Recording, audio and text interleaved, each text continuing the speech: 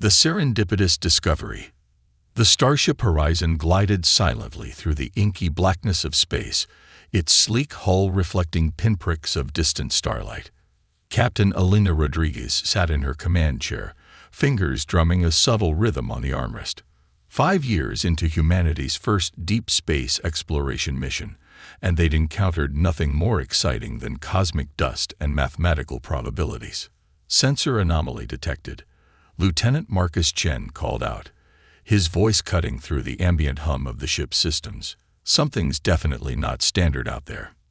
Elena leaned forward, her curiosity instantly piqued. The Horizon wasn't just another exploration vessel. It was a testament to human determination. Cobbled together from the most innovative technologies Earth could muster, the ship represented years of collective human ingenuity. On screen, she commanded. The main view screen flickered to life, revealing a massive structure that defied conventional understanding. It wasn't just a ship, it was more like a living mathematical equation made manifest.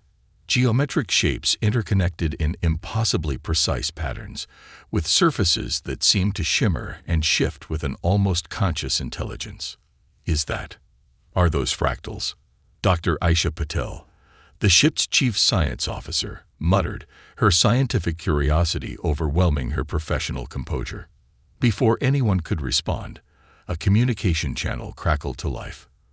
A voice, if it could be called that, emerged. It was simultaneously melodic and mechanical, carrying an unmistakable tone of bureaucratic superiority. Unidentified vessel, you have entered the harmonic concordance of celestial precision. State your purpose and provide your geometric classification immediately. Elena exchanged glances with her crew. Geometric classification. This was going to be interesting. This is Captain Elena Rodriguez of the Earth Starship Horizon, she responded, keeping her tone professional yet warm. We are on a peaceful exploration mission. We represent humanity and come in friendship. A pause followed, long enough to suggest complex computational processes were occurring behind the scenes. Friendship? The voice finally responded. That is not a recognized diplomatic protocol. Please transmit your standardized first contact documentation, verified through our central bureaucratic matrix. Marcus leaned over and whispered, they want paperwork. In space. Elena's lips twitched, threatening to break into a smile. Humanity had never been particularly good at rigid bureaucracy, and it seemed this would hold true even among the stars. I'm afraid we don't have standardized first contact documentation, she replied. We're kind of making this up as we go along. Another pause. This one felt different. Less computational, more confused. Making it up. The voice repeated, as if the concept was utterly foreign.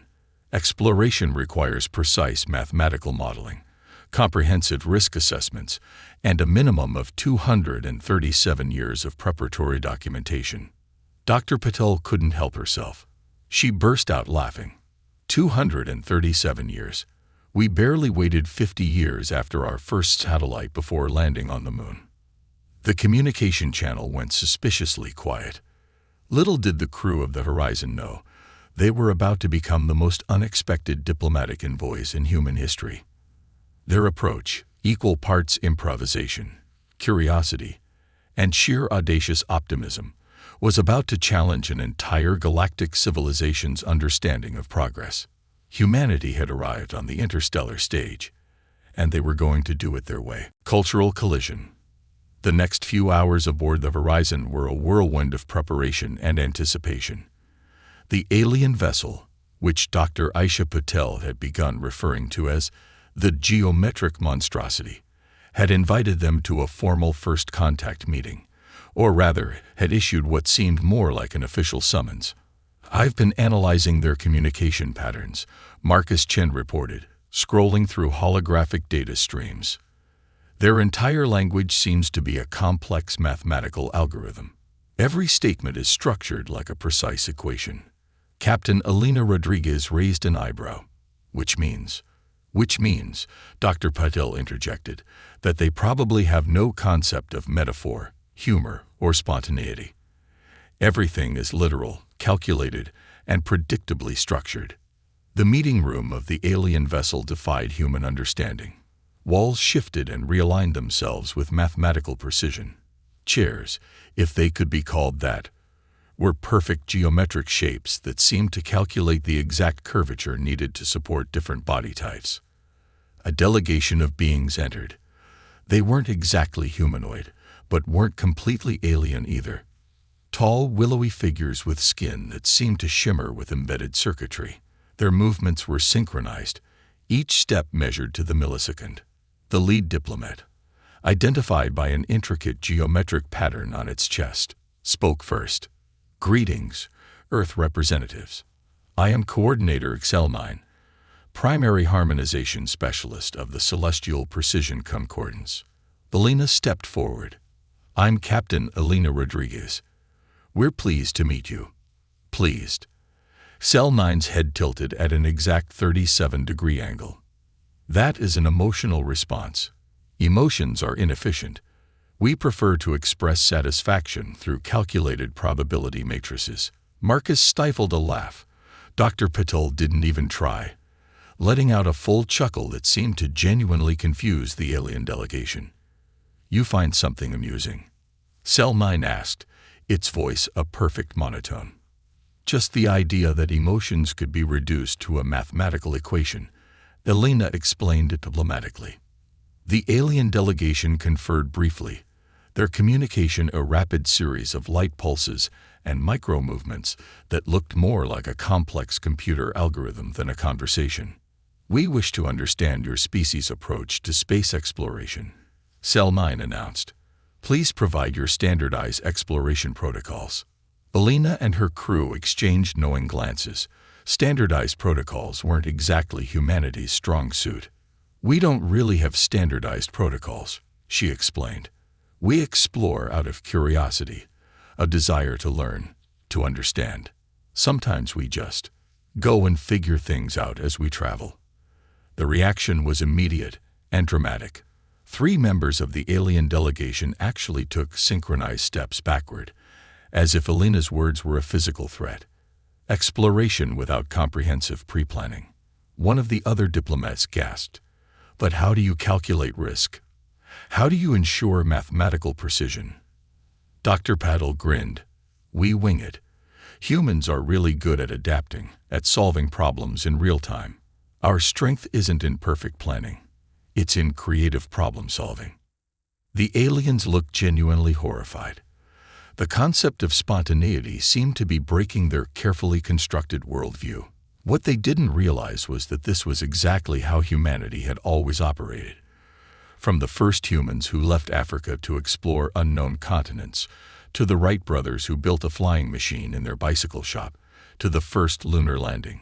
Humanity's greatest achievements had always come from a mix of audacity, creativity, and a willingness to fail spectacularly. The cultural collision had only just begun, and the Horizons crew was about to show these meticulously mathematical beings just how unpredictable and magnificent human innovation could be. The Efficiency Challenge.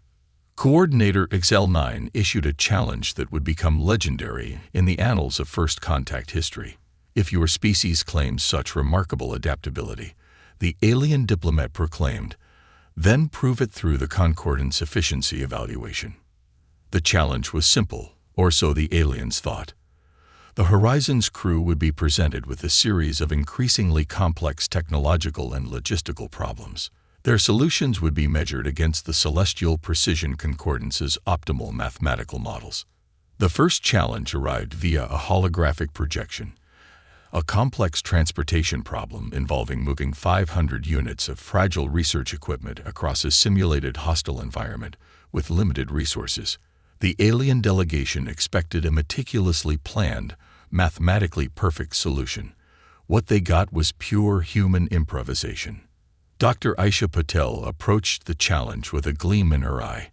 Instead of creating an elaborate transportation mechanism, she looked at the problem differently. "Marcus," she called out, "remember that experimental nanogel we developed for deep-sea exploration." Lieutenant Chen caught on immediately. "The adaptive cushioning compound." Within minutes, they were spraying the research equipment with a substance that could instantly harden or soften, absorb shock, and reshape itself. The nanogel could compress the equipment into a compact, protected form, then expand and adjust to different terrains. The alien observers were speechless. Zel-9's voice carried a mixture of confusion and growing concern. This solution was not in any of our predictive models. It does not follow standard transportation protocols. Elena Rodriguez stepped forward, a slight smile playing on her lips. That's kind of the point. Humans don't just solve problems. We reimagine them. The next challenge was even more complex, a resource allocation scenario that typically required weeks of computational analysis. The concordance expected intricate spreadsheets, precise mathematical models, and incremental resource distribution. The Horizons team solved it in less than 20 minutes. Their approach was beautifully chaotic. They didn't just distribute resources, they created a dynamic, adaptive system that could rapidly respond to changing conditions. It was less a solution and more a living, breathing algorithm of human creativity. But where are the computational checks? One alien diplomat sputtered. Where are the redundancy protocols? Dr. Patel held up a simple tablet. Built into the system itself, our solution doesn't just solve the problem. It learns and adapts continuously. With each challenge, the alien delegation grew more bewildered. Humans didn't just think outside the box. They seemed to view the box as a mere suggestion, something to be transformed, discarded, or completely reinvented. The final challenge pushed the limits of both human creativity and alien comprehension. A complex stellar navigation problem that typically required months of precise calculations. The Horizons team solved it using a combination of intuitive pattern recognition, machine learning algorithms they developed on the fly, and what could only be described as educated guesswork. This is not possible. Zel-9 repeated, a phrase that was becoming their increasingly desperate mantra. Captain Rodriguez approached the alien coordinator. Not possible according to your models, perhaps, but humans have a saying. Impossible is just a word people use to limit themselves. The challenge had become more than a test of technological prowess. It was a fundamental clash of philosophical approaches to problem solving. The celestial precision concordance believed in perfect, predetermined solutions. Humanity believed in adaptability, creativity, and the power of collective innovation. As the final results were tallied, the alien delegation looked like they were experiencing something dangerously close to an emotional response: confusion, admiration, and a growing sense that everything they understood about technological progress was about to be challenged. Humanity had arrived on the galactic stage, and they were going to do things their own way. Diplomatic breakthrough. The aftermath of the efficiency challenge sent ripples through the celestial precision concordance that no mathematical model could have predicted. Coordinator Zel-9, once rigid and dismissive, now looked genuinely intrigued by humanity's approach to problem solving. We require further investigation, Zel-9 announced during a private consultation with Captain Elena Rodriguez. Your methods defy our comprehensive understanding of technological progress. The meeting room had been redesigned, or rather, had spontaneously reconfigured itself to accommodate both human and alien comfort. Walls that had once been perfectly geometric now showed subtle curves, hints of asymmetry that would have been heresy to the concordance just days earlier. Dr. Aisha Patel noticed the change immediately. Interesting, she murmured to Marcus Chen. They're already adapting. The breakthrough came from an unexpected source. During a cultural exchange session, Lieutenant Chen introduced the concept of improvisation, both in music and problem solving. He demonstrated using a simple handheld instrument, creating melodies that were entirely spontaneous. Music without predetermined notation. An alien diplomat gasped, but how can one ensure mathematical precision? That's the point, Marcus explained. The beauty is in the unexpected, in the moment of creation. To everyone's surprise, Zel-9 requested a demonstration. What followed was a moment that would be recorded in interstellar diplomatic archives, the first time a concordance coordinator attempted to understand human creativity through music. The aliens' initial attempts were comically mechanical, precise, perfectly timed, but entirely devoid of soul. But then something remarkable happened. Whether through some hidden adaptive programming or a genuine spark of curiosity, Cell 9 began to understand. The music changed, became something new, something that blended mathematical precision with raw emotional expression. Captain Rodriguez watched the transformation with a mixture of fascination and humor. Humanity's greatest strength had always been its ability to bridge seemingly impossible gaps: technological, cultural, emotional. But the true test was yet to come. A crisis emerged that would define the relationship between humans and the celestial precision concordance.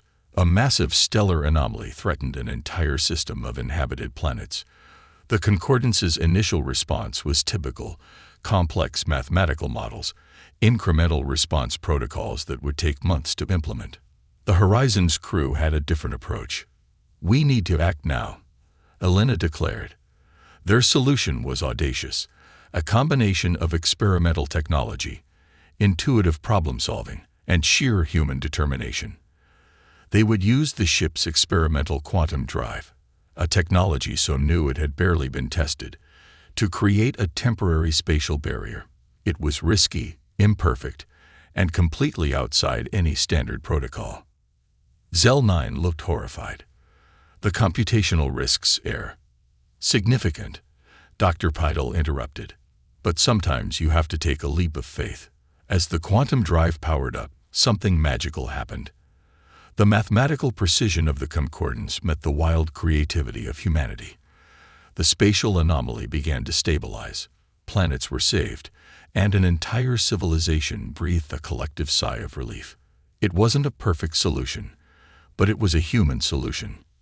"I believe," Cell 9 said quietly, "we have much to learn from each other." The universe watched.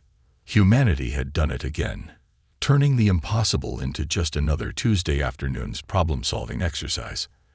As the Horizon's crew celebrated, Marcus Chen caught Elena's eye and grinned. "Just another day at the office," he said. Captain Rodriguez laughed. The galaxy would never be the same. A new galactic paradigm.